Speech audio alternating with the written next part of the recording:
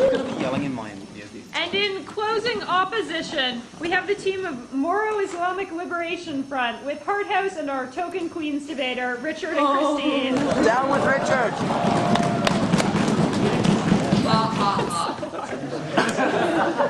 You're not even playing that school. All right. Your judging panel today will be myself as chair with Lauren, Alex, Yumi, and Neil. Dash will be your timekeeper, and Mr. Jason Rogers is your shadow timekeeper, just in case anything goes wrong. Without any further ado, I would like to invite forward the Prime Minister to speak to the motion that stands in his name. Hear, hear.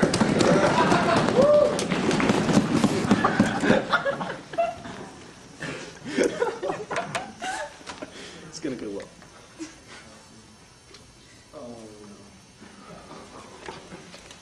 Sorry, I don't know what I got figured out.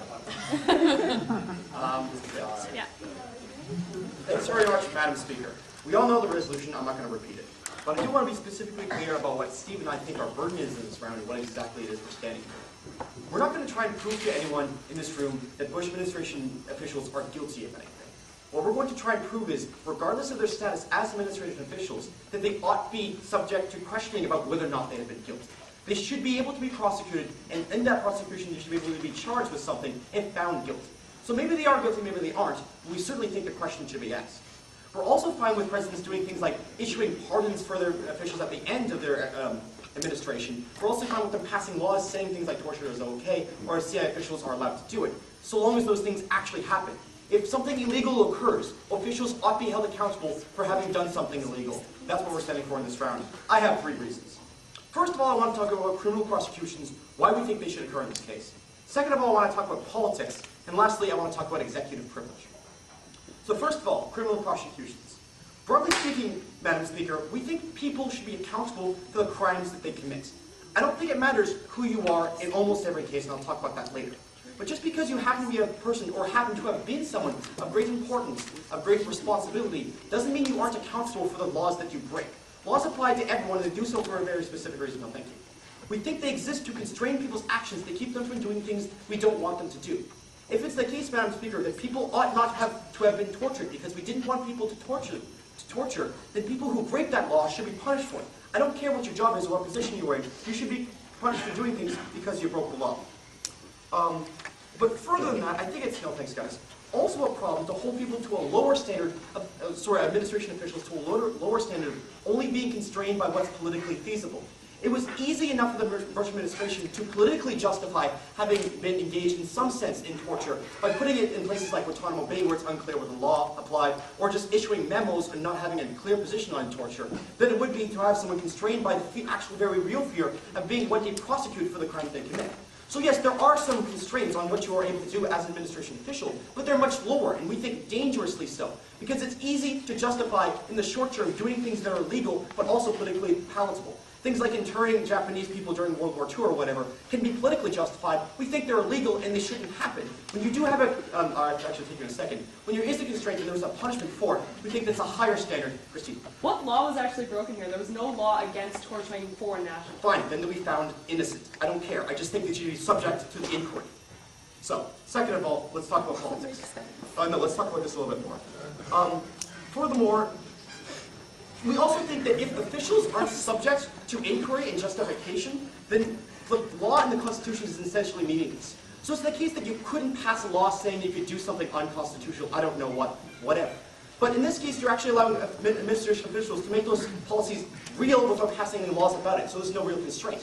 You just don't have to sign something in the law, you can make it happen. If you aren't subject to punishment for that because you didn't pass a law, then there are no real constraints other than political ones. We think that's a problem, so thank you. Lastly, I want to talk about deterrent.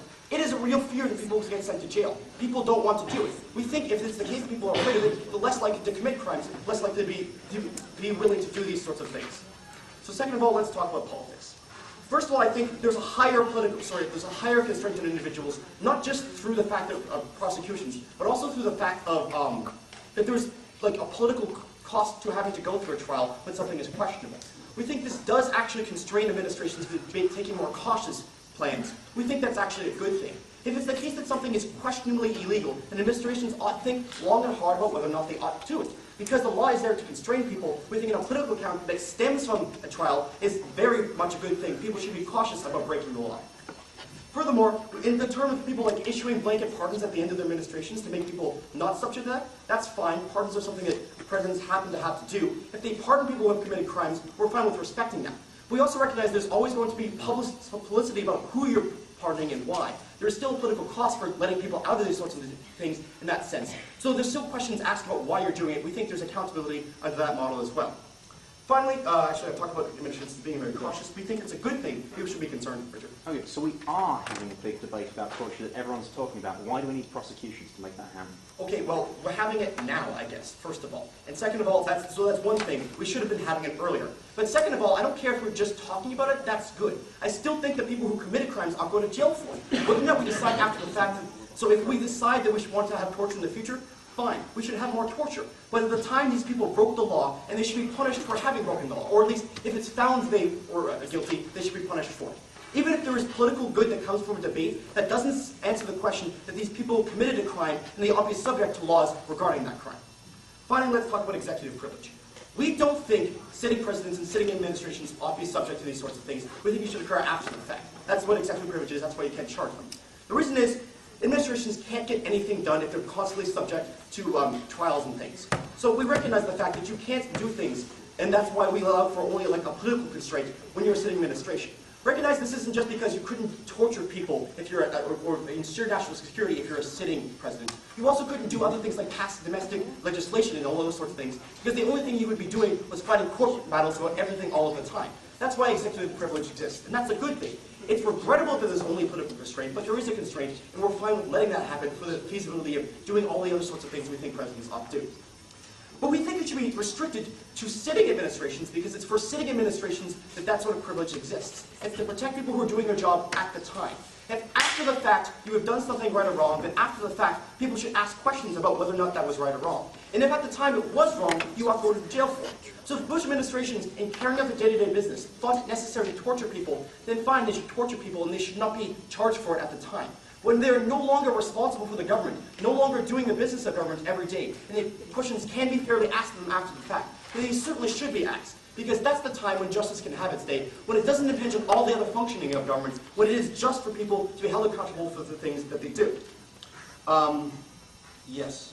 So I think that's broadly speaking all I wanted to say. To clarify, we think no one is above the law except when it's impossible for us to function having them under the law. We think that's the only reason why we let sitting administrations be exempt from criminal prosecutions and lots of things. We don't think that applies to administrations who have left office, because we think at that time it's most appropriate to ask questions of what they've done and try then to deter them in future administrations from breaking the law. Because recognize, Madam Speaker, every day an administration gets away with torturing people, but not having someone ask the question why or if it's legal, it incentivizes everyone down the line to do it as well. There is no deterrent to the law if people aren't subject to it. If you're not holding people accountable for things they're doing, not asking if what they did was just, then there is no justice for those people. They can do what they want. We think that's dangerous. Thanks very much.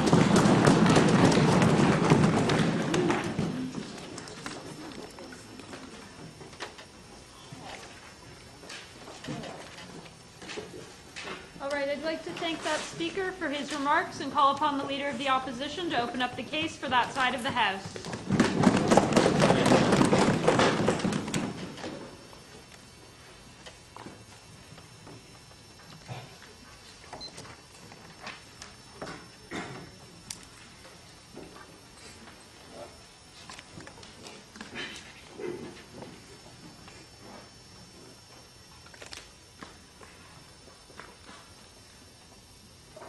Okay, thank you very much, Madam Speaker. So, Sophie and I's stance in this debate is that we ought to have some kind of clarification of torture law in the United States so that these actions cannot happen in the future, but we believe that officials should not be prosecuted under our laws because those laws are currently unclear and we are unable to tell whether or not what they committed was illegal or not. So I'm going to talk a little bit about retroactive prosecution and the right to due process, and then I'm going to talk about the kinds of impacts that we're going to see on military decisions in the future. So my first point, I'm going to first kind of outline why we think the law was unclear. So first of all, neither American nor international law had any kind of clear notion, any kind of clear description of what definition of what torture was. So we see that it includes vague terms like excessive use of force and things like that that are very open to interpretation.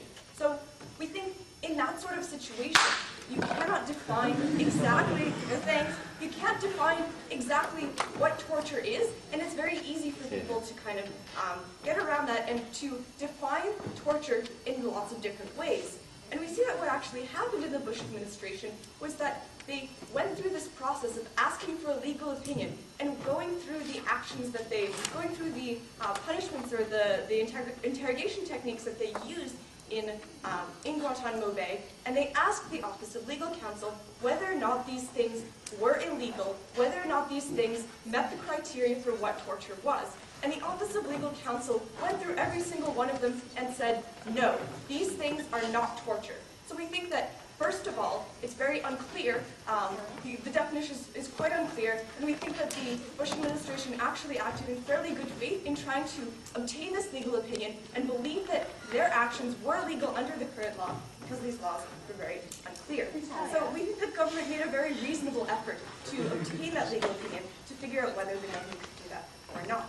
So right to due process exists for cases exactly like this, Madam Speaker, cases in which the law is unclear, in which politicians have to make decisions, or military officials have to make decisions in legal gray areas, and then are vulnerable to prosecution later, to being made a scapegoat when the political winds change. So we think that the rights to due process exist in order to protect those people from becoming scapegoats when something is suddenly politically unfavorable, even though the law was not clearly defined in the situation. Sure, George. But if they're guilty of something, shouldn't they be punished regardless of the gray area or regardless of what?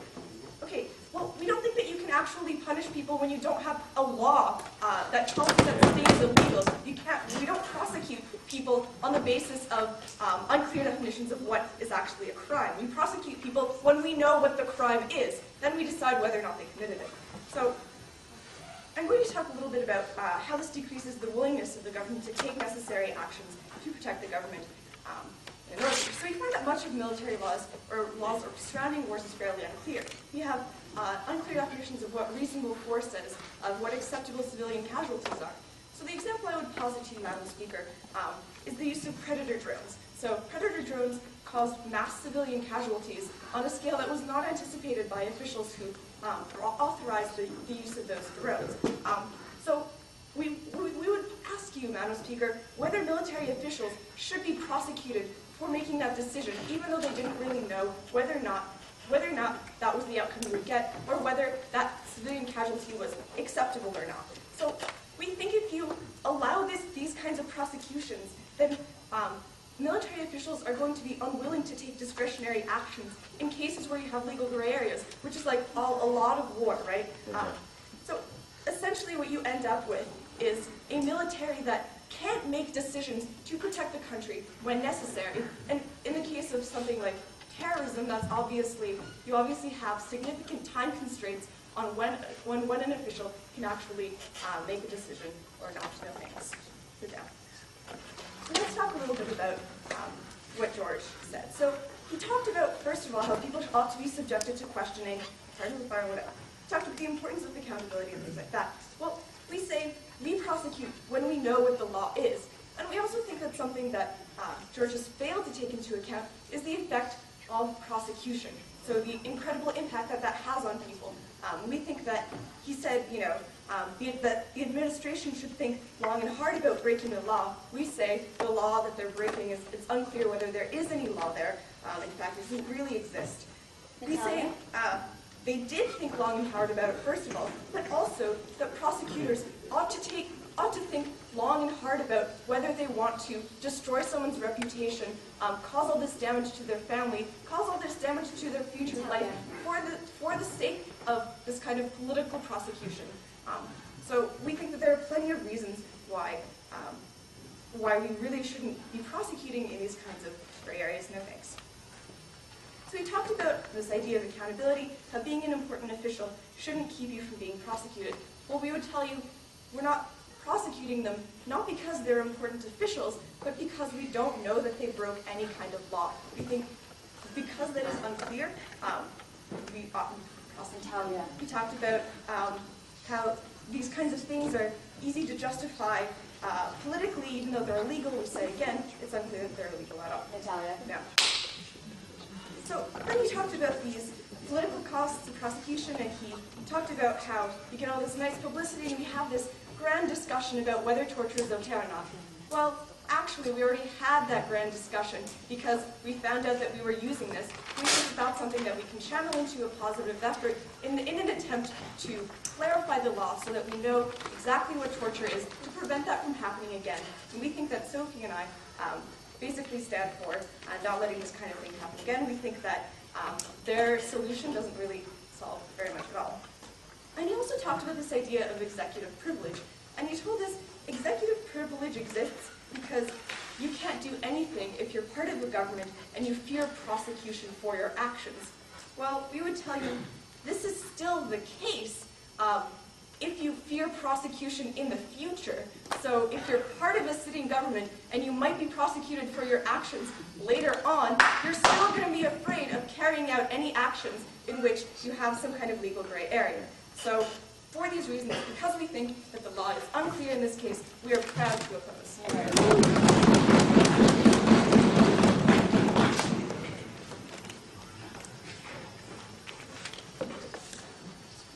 1 second. Okay. I'd like to thank that speaker for her remarks and call upon the Deputy Prime Minister.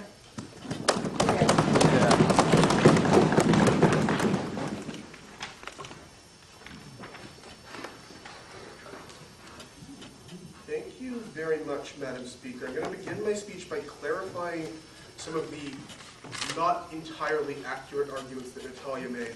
Then I'll talk about what George said in her response to me. The first thing Natalya comes up here and says is that torture is ambiguous. Right? Like we don't know what constitutes torture. I guess in some sense there's a debate to be had there. But what the United States government did clearly went well beyond that debate.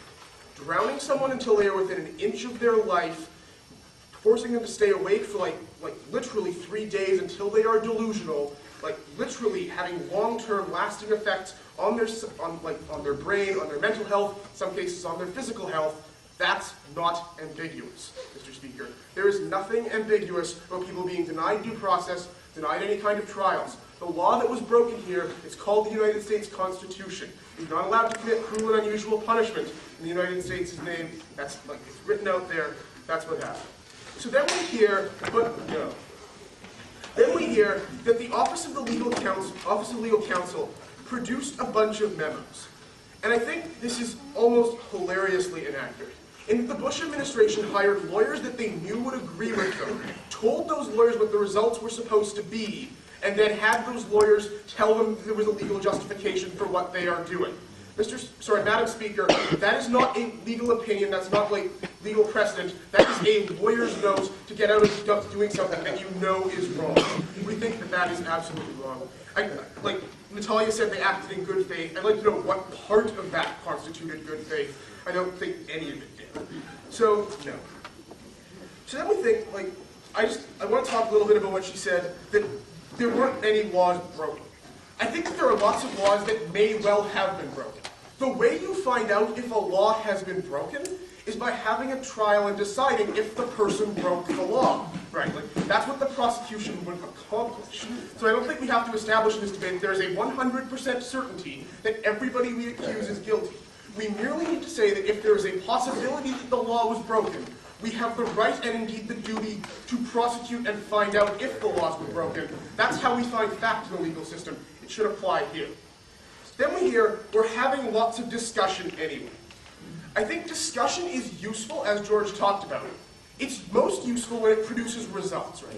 Like having a discussion and saying the CIA tortured people and then having no outcome that came from that tells the CIA, no thank you, that it's perfectly okay to continue doing wrong things because the public will get angry, but the public doesn't control your budget, Madam Speaker. The public, no thanks, doesn't hire and fire you. That's the president. As long as they agree, then everything you're doing is fine.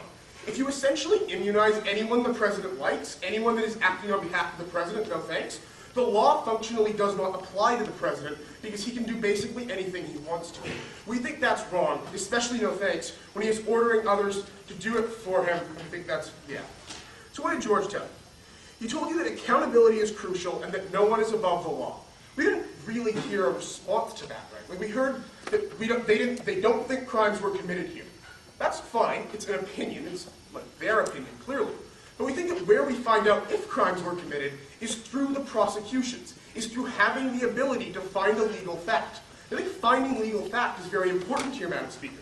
Having a debate and a discussion and finding like public opinion and whether, I'll take you in a second, finding whether or not the United States public supports torture is important. But it's also very important to find out, like, if the CIA was torturing people, did what they were doing rise to the level of criminal conduct? We find that out at a trial. Go ahead. You have to know whether something is defined as a crime before you can prosecute someone for it and decide whether or not they're guilty. Okay, you're not allowed to subject someone to cruel and unusual punishment. You're not allowed to deny them due process. All of these have been done in the name of the U.S. government, ad nauseum for the last 8 years. I don't think that deciding whether or not, no thanks, any of that rose to the level of criminal conduct is a problem. In fact, we think it is necessary on side proposition today. Then we hear from George that the president has checks on him in the United States system. He's not allowed to pass unconstitutional laws. There's no such thing in the U.S. as a notwithstanding clause. The judiciary has control. No thanks. Here's the problem, Madam Speaker. If you essentially neuter the judiciary and say that anybody working for the federal government at the behest of the president has complete immunity from prosecution, we're not that we think that they might be innocent, but that we're not even supposed to ask the question. We think that gives the president enormous power, no thanks, that was never ever intended to be given to him. We think that is very harmful. Then we also think that the fact that this discussion is occurring after the fact is very useful. It's also useful insofar as it will influence further action. Like the United States government, no thank you. If it finds out that people in their name were committing torture and that was a crime, they would probably in the future stop committing torture. That's, no thanks, a result that has actual meaning. The public discussion is important to hold government figures to account, but to hold public figures accountable come election time. No thanks. But in between those democratic checks, you need to have something constraining political officers or political actors, or stuff can go very, very wrong, like it did under George Bush. So we think that, so we heard something from Natalya about predator drones and how would we prosecute them too. No thanks. We would prosecute them if we thought they had committed a crime. If we thought they had broken a law, we think they should be subject to exactly the same punishment as anybody else. Federal officials are not above the law because the president can write them a lawyer's note. We think that when you get into that situation, that meanders way, way far away from what the United States Constitution is supposed to protect, what the system of government is supposed to solve for, and we think it leads to harmful outcomes like it did here. So we think that criminal prosecutions will send a message that this action is wrong, and indeed that even if the people are acquitted, the discussion and the finding of legal fact, the clarifying that Natalya wanted us to do, is best done at a trial, not in a highly politicized Office of Legal Counsel, in which the president can basically hire or fire anyone he wants to. We think that just leads to bad results. You don't clarify law by getting someone to agree with you. That's not clarifying, that's just an echo chamber. So we think that for all of the reasons George talked about, that criminal prosecutions are important, that accountability is crucial, that this enhances politics, and that executive privilege isn't absolute. We are very proud to propose.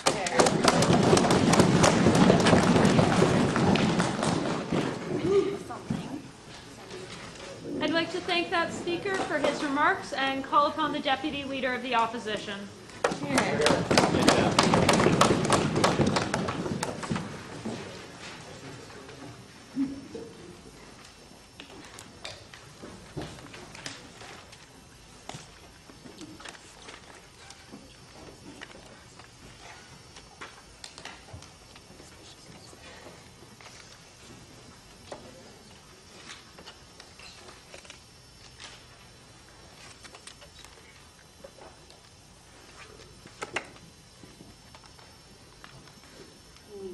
Thank you, Madam Speaker.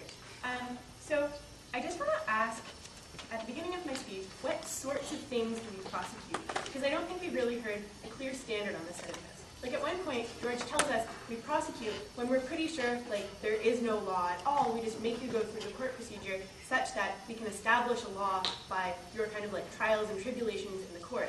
I think this is pretty clearly ridiculous, right? We only charge people and prosecute them when there is reason to believe that they have broken a law because of the harms to their reputation, the harms to their family, the harms to their time, and going through the judicial process. We don't kind of do that to people willy-nilly, especially if we think they might be scapegoats. I think that's what we're doing here, Mr. Speaker. So I think it's pretty clear that, Madam Speaker, sorry. I think it's pretty clear that we prosecute when there is a law. So Steve clearly thinks that sleep deprivation is wrong. But that doesn't matter, right? It matters if the Supreme Court of the United States thinks that sleep deprivation is wrong or it is torture. And it's really important to recognize the sorts of things that we're talking about. Because I think when they're like, everybody knows what torture is, that is a gross mischaracterization. So there are some things that you're obviously not allowed to do to prisoners, right? Like you're not allowed to beat them, you're not allowed to like do degrading things like at Abu Ghraib with like pictures and stuff like that. But that is pretty clearly like with precedent established as like a human rights violation. The sorts of things that we're talking about are actually under discussion and are not clearly established by precedent as human rights violation, right? So things like sleep deprivation, it's kind of unclear whether that constitutes like meaningful and lasting physical harms to your body. Things like waterboarding, there is no status on waterboarding yet, and there is no precedent. And it's really important to note that we are in this kind of legal vacuum such that, I think the standard that you would want someone to uphold when there actually is no standard is asking for the best advice that you can get when you have to make a decision in a certain amount of time. No, thank you, Madam Speaker. So why do we have to have the standard that a higher court actually establishes that there is a law before we prosecute them, Madam Speaker? Because otherwise, people are subject to this harm of retroactive prosecution that Natalya told you about. So why is retroactive prosecution really bad? Because it does open people up to the possibility of getting prosecuted for something that they have absolutely no liability for, right? You have the possibility of someone becoming a scapegoat for a crime that they did not commit. Because what is a crime, Mr. Speaker? A crime is committing an act against a law that was existent at the time that you committed the act, right? So we would not prosecute people for hateful remarks made before a hate speech legislation was passed. We think this is an analogous situation, right? So if there is absolutely no standard for what sorts of hateful things you're allowed to say to people, then something comes into being. You don't retroactively prosecute people when it wasn't a crime at the time that they said this stuff, right, Mr. Speaker? So we think the crime actually has to be an act under the law as it stands, to protect people's rights to due process, to protect their reputation, to protect their ability to go through the judicial system, Mr. Speaker. Yeah. Okay, can you please tell me what's horribly unclear about the rights of citizens to not be tortured when you have a policy of extraordinary rendition of your own citizens to be tortured in other countries? Okay, so you're talking about the right not to be tortured, and the word tortured is what is unclear, right? That is what the debate is about in the House right now, and that's kind of the point, Madam Speaker. So I think it's pretty clear that you actually do have to have a law before you prosecute someone to protect people's rights of due process. And I actually would like to note that this is a case that I think due process is intended to come into play in because it is a change of administrations, a case where one government might be wanting to wipe their hands of the sins of the past government, and I think it's actually perceived like that by the American population. So even if you think that they should be prosecuted just in case it was torture, I actually think that the political harms of polarizing the population and making the current government unable to pass through other bills about torture and about that kind of legislation is an independent harm that the government would want to consider in this sort of situation where it's unclear whether there's a standard or not. And I actually do think it's really important that torture is a new thing. There is no precedent about it. You can't even look to the past and be like, well, when we kind of hit him with the stick, it was bad, so really hitting him with the stick was very bad, or something like that, Mr. Speaker. So let's go through a little bit of what Natalya said. So the first thing she talked about is that these acts that we're talking about are not cut and dry, they are gray, and because of that, we do need to protect people's rights to due process. And I don't think they really refuted the meat of her point. So they told us that you can't get a doctor's note from the legal branch of the government to let you off scot-free, Mr. Speaker. But I actually I'd like to know what you were supposed to do in the situation where there is no precedent and the best authority you have is the is the justice branch. Like, those are the people who give you a legal opinion when there is no standard, there is no precedent, and there is an ongoing debate. And recognize that you do need to make this kind of decision in a short period of time when you are dealing with things like terrorism, Mr. Speaker. So we think this indicates that the administration acted in good faith, that they were trying to follow the law when the law was unclear, and we think that they should not be prosecuted for that. What we do think you should do is clarify what constitutes torture exactly. Then, if any of that happens, prosecute really, really, really hard, Mr. Speaker. I think then you get all of the benefits they talk about standing up against torture and making sure the CIA doesn't do bad things. When you tell the CIA explicitly what it's not supposed to do, and then when they do it, you have very clear reason to smack their hand and make sure they never do it again. And then Natalya talks about unwillingness of other branches to act in other areas. And I think this is really important, and I actually think it kind of goes against directly touches one of George's points. Because the thing is that if you establish this precedent that whenever the law is unclear, you're always liable to the maximum extent for your actions, I think this sets really negative precedents for other important areas of government, like the military. So it's kind of unclear a lot of the time, like lots of war terms. So the terms disproportionate force, like necessary civilian casualties, all of these are subject to interpretation, and I think if you set the precedent that people are liable to the maximum for their actions, then you get things like generals who are really afraid for their own reputation and liability, who then can't make decisions, for example, to use things like predator drones, which are new technology that they don't know the consequences of, or something like that, when they're afraid of being retroactively prosecuted by the next administration who doesn't like their actions, or by someone who's trying to appease Pakistan, or something like that, Mr. Speaker. So what did we hear from government? I think we heard this idea that the law was entirely clear, and even if the law isn't entirely clear, we think it's fine to prosecute people. We don't think either of those things are true. We stand on rights to due process, and we stand on not polarizing the American population for no reason. Madam Speaker, we oppose.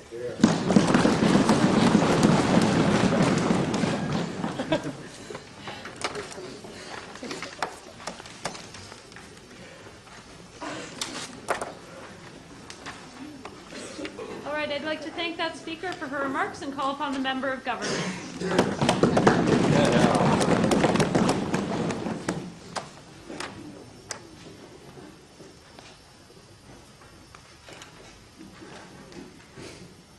So this has been fun. What I want to do today is talk about a few things. I want to talk about what Sophie said about how we don't know what torture is except beating and photos. I want to talk about how no one except the Supreme Court of the United States has said torture is wrong. I'm going to talk about faith in the system and how this undermines faith in the system when you don't try people for crimes they've committed. And secondly, I want to talk about clarity of law. So first of all, let's talk about some of the things that Sophie talked about. First of all, she said there's a possibility of retroactive prosecution, and we should only prosecute people when they know they've committed a crime. I think we gave a really good POI to this. There is a law existing in the United States, Madam Speaker, that prohibits torture against American citizens, whereas these Bush administration officials have been extraditing American citizens to third-party countries to face torture. We think that that's not very ambiguous, Madam Speaker. We think that when that occurs, that's pretty wrong, and maybe the public should decide whether a crime has been committed there. We've heard from side opposition that these laws are ambiguous, and only things like beating and demeaning photos could possibly be considered torture. Things like sleep deprivation and, withholding necessary things like sleep and things like that, or, blasting loud music in Gitmo, or, playing them a video of this round really loud could be classified as torture. So we think, actually, that there are documents that the United States has, signed, like the Geneva Convention, that define these things as torture. We think it's maybe consistent with your laws to define them as such. We would also say that the Supreme Court said you probably shouldn't do that. We would say that going against the Supreme Court is kind of bad. Go ahead, Richard. Okay, so if I get legal advice saying it's okay, but I know that someone else could disagree, am I ever going to do anything that's even remotely suspect? Okay, the thing about legal advice is that there are lawyers, and then when the Supreme Court says that the lawyers were wrong, you should go with the Supreme Court, guys. If you want legal advice, I think maybe you should go with the top court in your country. So they also said that there's a possibility of retroactive prosecution. And we think, frankly, that that there's enough consensus in this situation, and there's enough law that says what you're doing is demeaning to the integrity of an individual and demeaning to their ability to ever live a productive and healthy life, because that's what torture is, Madam Speaker. It's taking someone and undermining their dignity in such a way that it couldn't possibly be moral or justified to do that. So things like beating, things like demeaning photos, things like doing psychological harm to them, Madam Speaker. We think that that's so unambiguous, and there's enough consensus just between the laws the United States has domestically and the papers they've signed internationally for there to be at least the idea that these people knew what they were doing was wrong. But furthermore, Madam Speaker, we think that that the way that you fix ambiguous laws is to either make them less ambiguous or to have trials to set precedent about what the laws actually mean, have the judiciary sort it out, have the people sit on the juries and decide whether these people were guilty. Go ahead. Go ahead. When you polarize the American population and not let the government decide what to do, then the better way of clarifying the law is doing I don't understand how holding criminals account for their behavior is going to polarize the American population. I think when you saw trials in the case of Watergate, when you saw trials in the case of Scooter Libby, when you saw trials in the case of Abu Ghraib, G. Gordon Liddy was sent to prison for his role in the Watergate scandal, Madam Speaker. Ultimately, you have to punish these individuals for the country to heal overall. In the short term, it might polarize people in the short term, but in the long term, you don't torture people, Madam Speaker. We think that that's good. So, first of all, let's talk about this idea of faith in the system. We would posit to you, Madam Speaker, that if you don't hold these individuals accountable, that you're going to undermine the ability for the American public to believe that their government is accountable to the people and to believe the idea that their government is going to act within the morals of American society and within the guidelines set by the judiciary. And if they don't, the American public can hold them accountable, Madam Speaker. We think that that's really important. We think that Watergate and Scooter Libby and Abu Ghraib and all these trials were really important, Madam Speaker, because they showed that no one was above reproach, including the government. We put generals on trial for their role in Abu Ghraib, Madam Speaker. We think that that's important. We think we should probably put more people on trial. We think that the American people's confidence is undermined in the judicial system if you say there's one rule for the regular folks and there's another rule for the elite's favorites. We think that that's a problem, and we think that you fix that when you allow accountability in the system. Go ahead, Christine. But doesn't the president have a much greater responsibility to ensure the national security and protection of its citizens, and that's why we have things like executive discretion? Okay, that would assume, number one, that torture is an effective method of protecting your citizenry. I don't think that that's necessarily what it is. We think that torture necessarily leads to admissions that aren't entirely true, fearful prosecutions, and individuals that are lying, in a sense, in order to get out of punishments. We don't think that that's necessarily a good tactic to take. Furthermore, we actually think that it galvanizes the people who in the countries where you're taking these individuals against you. We don't think that that's good. We actually think that you do yourself a disservice by treating these people immorally and inhumanely, and ultimately we think you undermine yourself. So we think that that's silly. If you want to talk about protecting the national security of the United States and the president's executive discretion, then what you have to talk about, Madam Speaker, is making sure that those decisions are correct and in the long term morally correct so that they can't be questioned by the outside world, legally correct so that you're not extraditing your own citizens to be tortured in other countries, or you're not importing other people to be tortured by yourselves and then having the Supreme Court say, no, you can't do that, and then turning around and subverting the law. We think these subversions are actually fundamentally not good. So secondly, I want to talk about clarity of law, because their idea over here is that you can't ever have a trial where the law is ambiguous. We say it's most important to have trials where the law is ambiguous, because that's where you set precedent, and that's how you describe what the law actually is, Mr. Speaker. If the American people and the judiciary think that these people committed a crime, we can prevent other people from committing crimes in the future now that we know what torture is. You don't get a definition without asking the question. These people are being held up extrajudicially as untouchables. And that undermines faith in the system, but also in the future doesn't allow clarity on the law if we don't even ask the question, Madam Speaker, ladies and gentlemen. We think that that's a fundamental mistake. So what have we told you today? First of all, we told you that these crimes aren't just being committed against people who are in other countries, they're also being committed against American citizens. At the very least, we should investigate that. Secondly, we think it's a crime for these American citizens to have their faith undermined in their own system. Thirdly, I talked about clarity of law and how to make laws unambiguous. For all these reasons, we propose.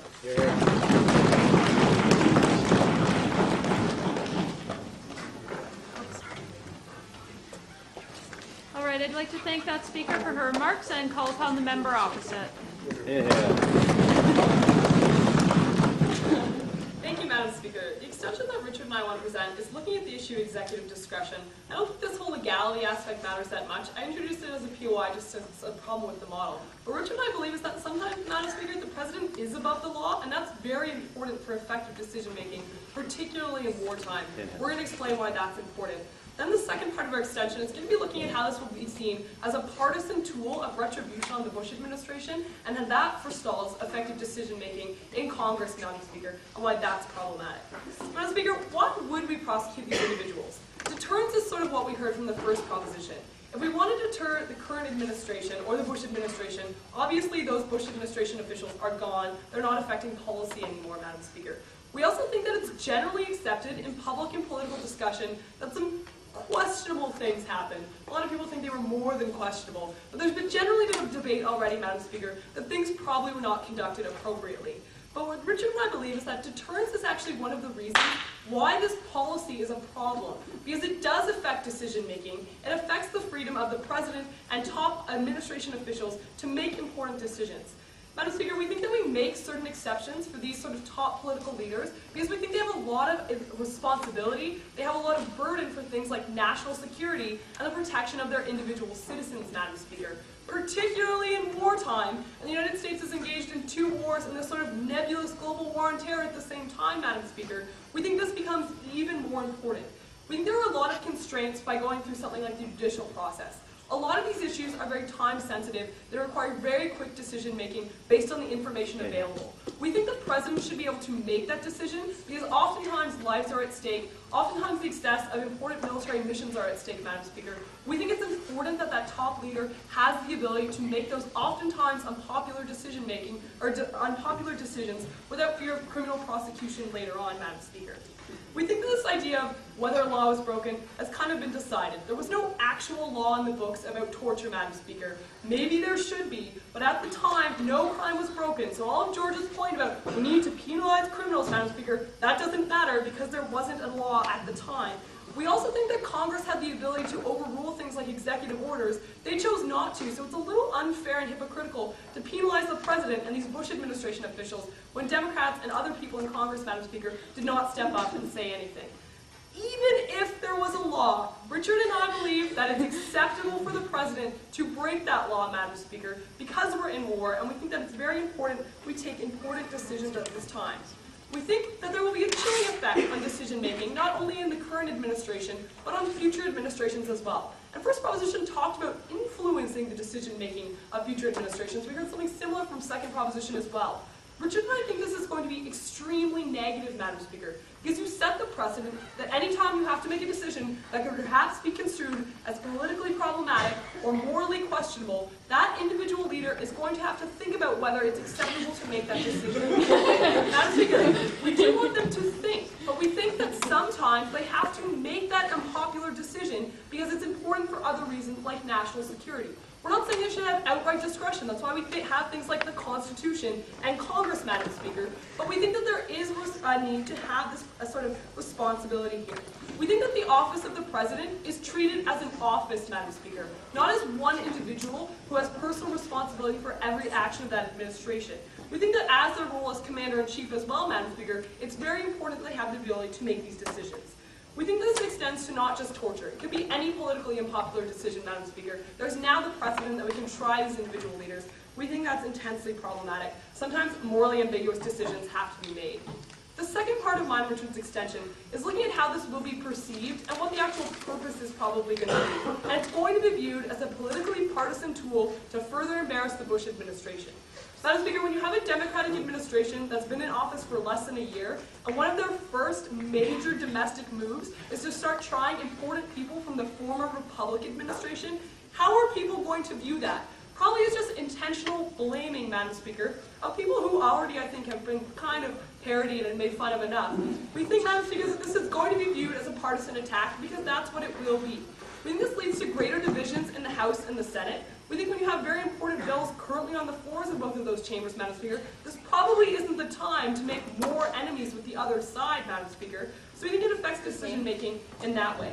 We also think that if we want to have a discussion about torture and about the strategies we use in war, it's very difficult to conduct that discussion when it becomes about these partisan policies and partisan tactics. Because Richard and I do believe that when you're engaged in warfare, you have to do things to gain intelligence, Madam Speaker. You have to talk to people. You have to interrogate people. If we want to discuss the most effective ways to do that, the sort of morally acceptable ways to do that, when we can do that, we need to be able to have that discussion without this becoming a partisan discussion, Madam Speaker. We think that discussion has already begun. We've seen changes to things like the counterinsurgency manual that's distributed to every American soldier overseas. And that's already happened based on this public discussion. We think the discussion is already happening. We think you damage the discussion by making this political and partisan attack, Madam Speaker. No, thank you. We also think that there is a precedent for pardoning political leaders because you don't want to get bogged down in these sort of partisan divides. Nixon, Madam Speaker, faced no prosecution for Watergate because it was seen as going to be problematic in the long term for partisan divides in the U.S. We think the partisan element makes it even harder to make decisions. For those reasons, Madam Speaker, Richard and I believe that the deterrent effect is intensely problematic. It's not going to take much time to do refutation because I think I did some of my constructive material already. Monica talked about faith in the system. A lot of people have recognized this is wrong. The Bush administration is seen as an abject failure, Madam Speaker. And we also think that people are concerned about things like national security. Madam Speaker, the people that were being tortured were not U.S. citizens. By and large, Madam Speaker, they were foreign nationals. There's no law covering them. Many Americans don't really care that much. They care more about things like terrorist attacks on their country, Madam Speaker. We also think that sometimes these questionable tactics, or perhaps questionable tactics, can be very effective in getting intelligence and information. We're okay with that. The idea that this will prevent more crimes, Madam Speaker, I think people are already aware that we need to be careful what tactics we use. We think you're not going to be able to have that full discussion when this becomes about partisanship. And we also think that this wasn't a law on the books. Even though half the debate focused on that, that's not what's important in this debate, Madam Speaker. Richard and I believe that the chilling effect on decision-making, the need for executive discretion, particularly in times of war, is why we cannot prosecute these top-level decision-makers. For all those reasons, we beg to approve.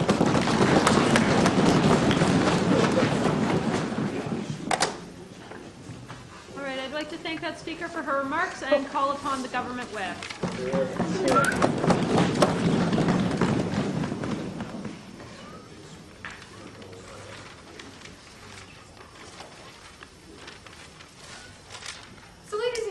What I basically got from Christine's speech in this round today is that the law is really important until it becomes hard to follow it, ladies and gentlemen. And we inside Proposition take like a fundamental approach completely different to this. We say that the law is actually the most important when it's not easy to follow it. The reason why we have the law, ladies and gentlemen, is not for when it's not a problem to not break it. It's for when it is a problem to break it and we think that breaking it is wrong. What we outside Proposition are going to be saying is that discretion isn't really all that important in times of war because there should be moral constraints on what your administration can do because you have moral obligations to the citizens' power who you're yielding with your military. What I'm going to be talking about here today is two main ideas. The first is I'm going to examine this whole idea of law and torture and tell you why torture actually is against the law, ladies and gentlemen. And then I'm going to be talking about decision-making and the system as a whole. So first, let's take a look at this idea of law and torture. So the first thing we have to ask here is, was torture illegal then?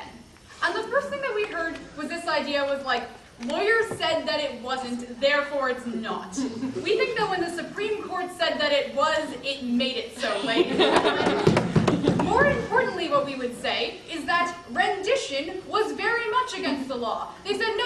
There were no laws protecting citizens from you extraditing them without trial, sending them off to another country against their will, and then beating them inside of jail until they told you things, despite being citizens of your nation. We think that the constitutional protections on all of those rights actually did make it illegal, ladies and gentlemen. We think that it was against the law. We think it was egregiously against the law. And we think that trying to circumvent it by changing the status of those people to non-combatants was really just a perversion of the law, ladies and gentlemen. We think it was very, very much illegal then. But even if we were to say that it wasn't like enumerated and illegal then, we don't think that laws have to enumerate every single subsection of what could possibly qualify as torture. We think that the fact that we say that torture is generally wrong, I think that they can extrapolate that putting someone in waterboarding them and trying to put them to an inch before their death, ladies and gentlemen, is generally in line with that law. We don't think that it's not against the law if it's not specifically stated that this specific type of torture is torture. We think that the general intent was there and that beating prisoners, sexually humiliating them, and raping them was definitely against the law, ladies and gentlemen. But more importantly, we don't care. Like, as Monica said in her extension, this is actually how the law evolves. And if the law is so ambiguous and we're really, really concerned about how ambiguous don't take away human rights of people is, I think that when we go and have trials, that's how we get it to be more clear. And I'll take you in a second, Christine. We think that when you go to trials, that's how you start enumerating these things. And then that will make side opposition very, very happy. Yes? What should be a priority for an American president? The protection of their own citizens, or these perhaps moral protections for people that are not American? Oh yes, this is my second theme, which we're actually getting to right now. So decision-making in the system. So first what we heard from Christine in your extension was this idea that we give executives discretion so that they have no constraints. Well, tough luck. We think that you should have constraints, ladies and gentlemen. We think that you do have a moral obligation to the people you are representing and the people's power you are using to enact these events. What we would say is that if the people of America have cried out and been like, torture is really wrong, we have passed laws against treating people and mistreating people in this particular way and taking away human rights, we think that we don't give the government discretion to say, well, I was elected, and I don't think that torture is particularly wrong, and I think it's a little bit easier for me to not actually listen to the people. We don't think that's legitimate. We think that moral constraints are absolutely fundamental to the way that you wage a war, and we think that moral wars are the only wars that countries that have democratic systems should be waging. And then what we heard was that basically we can break laws in war. I already dealt with this. No, in wars when they're most important not to be broken, it's really easy to not break a law when you don't have to break a law. We think on this side of the house that when you're actually tested, that's when laws are truly important. And then what we heard again from Christine was this idea that, like, Obama will make it look like it's a partisan attack. I don't think this was very valid, ladies and gentlemen, because I think it will also look like Obama is making a commitment to a new moral America, making it a commitment to accountability between the administration and the people which they serve. What we would say is a very good example of this is when he started releasing the documents on torture from the CIA, and the entire American people thought that this was a really good new front for America and for the world, ladies and gentlemen. We think that it's not going to be seen as partisan. We're going to see it as actually a new step in foreign policy. We think that that's actually really good for both America and the world. So Pam, he's already taken steps to clarify this issue. How are the Republicans going to react in Congress when this actually passes? Because it's still legally ambiguous is the issue. Because you guys keep making this big issue about how, like, it remains legally ambiguous unless we actually have enumerated laws on it. Just because you start talking about it and releasing papers doesn't make it any less legally ambiguous. You want it to be specific in the laws. You have to have trials to make those precedents. We think that the reason why it's so important is your entire case today. And you know what? I'll take another POI, so whichever one you want to give. You said there are two ways to clarify the laws, so if that's true, why is it better to prosecute rather than just rewrite the laws? Which is what I just said about how you need to have a trial to make the law evolve, and how it's the difference between a legislative decision making a decision and a judicial decision making a decision and actually setting precedents for a law. What we would say on this side of the house, ladies and gentlemen, is that not only is it really important to have this clarity, but it's also really important to have this legal system functioning. And that's what Monica's first part of the extension was talking about, when she talked about how it's really, really important to the system to have faith in that system. So we have to ask us the question of how do American people start to have faith both in their judicial system and in their legislative system, as well as in their executive that runs the whole thing. What we would say on this side of the house is that the way that you get faith in the system is by making sure that that system applies to everyone inside of that country, regardless of if they have a ballot box approval, ladies and gentlemen. What we would say on this side of the house is that the way that you make law legitimate in the eyes of the people is by making sure that you actually apply it to everyone. But more importantly, the way that you make a government legitimate to the people is by making sure that the system keeps it accountable even when it's difficult. What we would say on side proposition is that the only way that we do this is when we enforce laws, and when we do so consistently to everyone in society, regardless of if you sit in the president's office or not. What this comes down to, ladies and gentlemen, is that torture is actually generally wrong. And whether we write down the specifics of how you can and cannot torture people or not, we think it still was torture and they still should be held accountable.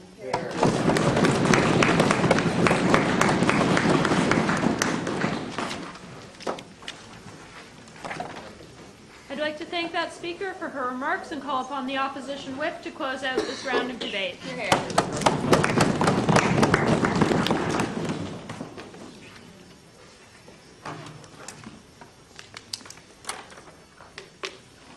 Madam Speaker, ladies and gentlemen, this debate isn't about whether torture is nice or not. All down this side of the House, particularly like increasingly towards the back half of the round, the Speaker stood up and said, torture is so wrong. Do you know what else is so wrong, ladies and gentlemen? Restricting someone's freedom and throwing them in jail and preventing them from actualising themselves in any way. But we let the government do it. We let the government do it because sometimes it's necessary to protect the public writ large. So sometimes we can do things that are very, very wrong. And this debate is about under what circumstances do we do those things that are very, very wrong. So I'm going to talk about the law. I actually don't think it matters, but I do think there's a legal basis for this being a reasonable legal decision. I think first I'll deal with one that argument, I'll talk about them a bit. But then I'm going to talk about this question of, like, even if it was illegal, could we do it anyway? Because Christine and I absolutely think you can. Finally, I'm going to talk about the political consequences, so even setting aside all of that, why it would be bad for the Obama administration to prosecute the Bush administration, and we heard no meaningful response to that analysis, which I think was actually very good. So let's talk about this idea of the law. And it's saying, was it illegal at the time? If we step back to the time, it was clearly very uncertain if the individuals were actually committing a crime, right? So lots of very intelligent lawyers who weren't like Republican Party hacks, but members of the government said, no, we think it's perfectly reasonable to do that. They said the Supreme Court made it illegal when they ruled that it was illegal, but that was a long time after the fact. Barring the ability of President Bush to see the future, I don't really expect how you could get him to know that, right? So how was he to know that this was unreasonable torture to do? Based on that position of uncertainty, you are in effect prosecuting him for something that he didn't know was illegal, and that is immoral and stupid. So we don't like the idea of doing that. Secondly, they say the US Constitution is very clear in protecting American citizens. As Christine told you, this wasn't actually like they picked a guy up off the streets of Ohio and had him beaten to death. These were individuals from other countries who were foreign nationals. The US Constitution protects foreign nationals to a far lower degree. Whether you think that is right or wrong is immaterial to the legal question in this case. Therefore, we think it's perfectly reasonable that you wouldn't extend the same automatic protections to them. Finally, we think it's important that administrations be able to follow meaningful legal advice from their officials, because if they can't, whenever there is any element of uncertainty whatsoever, they cannot take action for fear of personal prosecution. So we think there is a reasonable basis to think it was legal. In that case, the round's over. But let's say it was a crime. Let's say Bush did something abominable. Let's talk about this idea of executive discretion, because sometimes the president commits crimes. So during a war, the president suspends civil liberties of all kinds of Americans, right? So during a war, people are locked up without due process. People are put in certain, we have interned individuals who might be terrorists. We lock up individuals who might be sympathizers with the enemy. All of those things are clear constitutional violations. All of those things are totally illegal. But the president doesn't. The president doesn't because it's necessary to protect the country. And what happens if he doesn't do them? Then the country can't be meaningfully defended. So, for example, if you're in a war against Germany, and German saboteurs are in the country, and we can't lock them up because the president can't make these decisions, you're going to lose the war, and your citizens are going to die, and a lot of good people are going to die. Because when we do a bad thing as government, we always weigh it against the cost to society. And the cost in this case would be lots of Americans dying in terrorist attacks. So in this case, we think it's reasonable to do this bad thing, to violate a law, to protect the principle behind the law. Because the law doesn't exist as some nebulous concept in the abstract. It's not good to enforce it when it's hard. The law isn't there because enforcing it's good. The law's there to protect Americans, right? So if violating the law is the best way to ensure the security of the people it is written to protect, then we say violate that law and do something that is illegal so that you can protect the spirit behind it. That's exactly what the president did in this case, and we think it's reasonable. But even if you think it wasn't a bad decision, it was unreasonable, we shouldn't have done it in this case, it also prevents the president from taking those decisions in future, right? This isn't just one action. In future cases when you're at war and the president needs to do something, like restrict civil liberties to fight that war, like President Lincoln did during the Civil War, for example, he won't do that. And the reason he won't do that is now he's personally accountable. But we don't think the president is a person, we think the president is an office, much like a corporation is treated differently from the individuals who work in the corporation. The reason for that, ladies and gentlemen, is as an individual, if you come and try and strangle me, I can do things to protect myself from you. I can do things that in another context would be crimes. We think the state has a similar right to defend itself.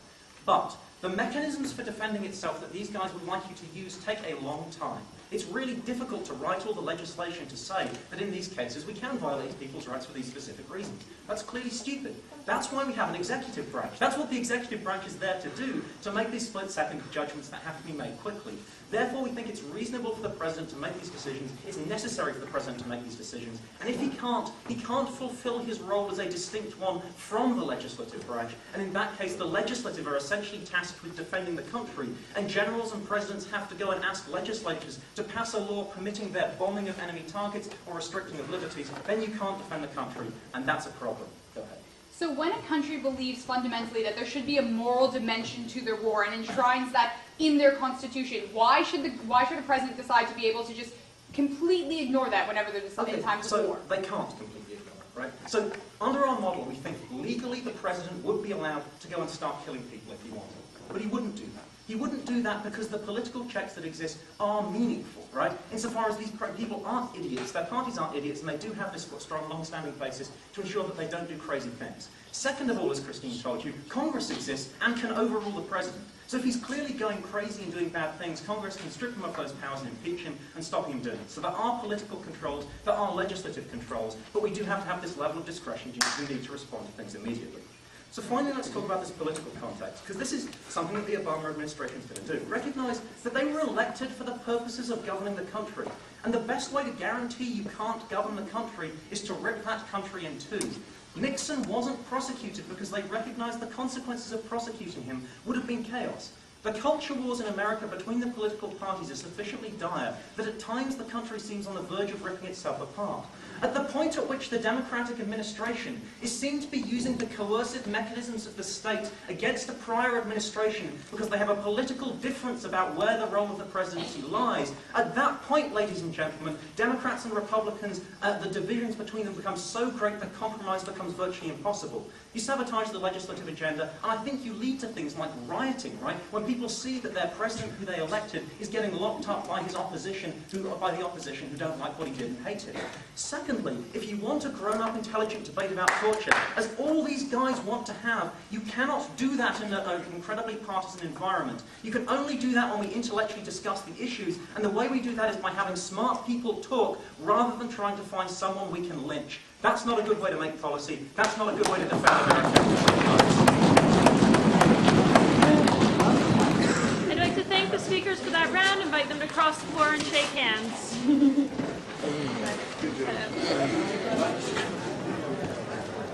That was tedious.